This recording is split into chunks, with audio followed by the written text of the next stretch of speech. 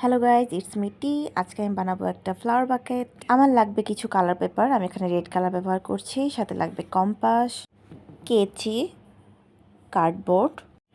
Cardboard দিয়ে আমরা এখন একটা সার্কেল বানিয়ে নিব। সার্কেল বানানোর জন্য আমাদের লাগবে একটা কম্পাস ব্যবহার করে আমরা মিডল সাইজের একটা সার্কেল বানিয়ে নিচ্ছি। এই সার্কেলটাই মূলত আমাদের ফ্লাওয়ার বাকেটের বেস। এখন এটার শেপে আমরা একটা কালার পেপার আর্ট করে নেব। এই কালার পেপারটাকেও আমরা সুন্দর করে চারদিক থেকে কেটে নেব। কাটার সময় খেয়াল রাখতে হবে যেন গোল দাগের ভেতরে না ঢোকে। এখন আমরা আর্ট পেপারটার উপরে এই কার্ডবোর্ডটা রেখে সুন্দর করে আঠা দিয়ে লাগিয়ে দেব। আঠা দিয়ে আমি সার্কেলের চারপাশের কাগজের অংশগুলোকে সুন্দর করে লাগিয়ে নেব।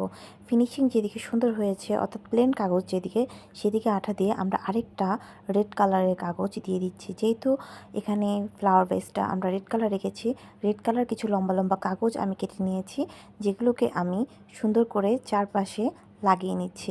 লম্বা কাগজের এই টুকরাগুলো যেন শক্ত হয় সেদিকে খেয়াল রাখতে হবে। যে এই অংশটা আমি অন্য কালারের একটা কাগজ দিয়ে ঢেকে দিয়েছি। এরপর নর্মাল কিছু কালার পেপার আমি লম্বা লম্বা করে চিকন চিকন করে কেটে নিয়েছি এবং একটা আরেকটার সাথে আঠা দিয়ে লাগিয়ে দিয়েছি, যার ফলে অনেকগুলো দড়ির মতো হয়েছে। দেখুন এখানে আমি অনেকগুলো তৈরি করেছি। এরপর আগের বানিয়ে রাখা বেসটাতে আমরা চিকন পেপারগুলো একটার পর একটা গেঁথে দেব। আমার বাকেট বানানোর প্রায় অর্ধেক শেষ। আমি এই লাইনগুলো আঠা দিয়ে সিকিউর করে দিচ্ছি যেন না ছোটে। এক্সট্রা যে অংশ রয়েছে তা আমরা আঠা দিয়ে বাইরের দিকে লাগিয়ে দিচ্ছি এবং ফিনিশিংও এতে করে সুন্দর হয়। আমাদের এখানে বাকেট বানানো একেবারেই কমপ্লিট। আপনারা দেখতে পাচ্ছেন খুবই সুন্দর দেখাচ্ছে, লাল রঙের একটা ঝুড়ি। বাকেটে রাখবো আমরা কিছু হোয়াইট ডেইজি। এখানে আমি গ্লুগান দিয়ে ফুলগুলোকে সুন্দর করে আঠা দিয়ে লাগিয়ে নিচ্ছি। এই ফ্লাওয়ার স্টিকগুলো কীভাবে বানিয়েছি পরবর্তী কোনো একটা ভিডিওতে আপনাদের দেখাবো। এখানে আমি 3টি ফ্লাওয়ার স্টিক বানিয়েছি এবং একটা হ্যান্ডেল আঠা দিয়ে লাগিয়ে নিয়েছি। কেমন হয়েছে আপনারা আমাকে জানাবেন।